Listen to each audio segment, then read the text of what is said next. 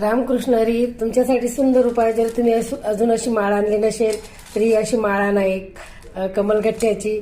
आणि रोज संध्याकाळी देवीच्या समोर, आपल्याकडे लक्ष्मीचा फोटो असतोच, देवीच्या समोर असा एक तुपाचा दिवा लावायचा मातीच्या पंथीमध्ये.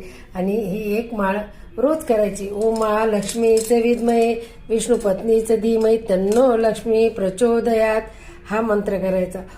आणि या मार्गशीर्षमध्येच नाही, रोज एक माळ कमलगठ्ठ्याच्या माळावर हा मंत्र करायचा आणि अनुभव घेऊन बघा.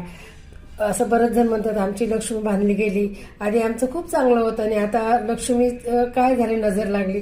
तर एक साधा सोपा उपाय, ज्याला जास्त कष्ट करायची गरज नाही. फक्त मातीची पंती असावी, गाईच्या तुपाचा दिवा असावा आणि कमलगठ्ठ्याची माळ असावी. आणि रोज करायची संध्याकाळी लक्ष्मी येण्याच्या वेळेस. ही माळ रोज एक माळ करायची. मार्गशीर्ष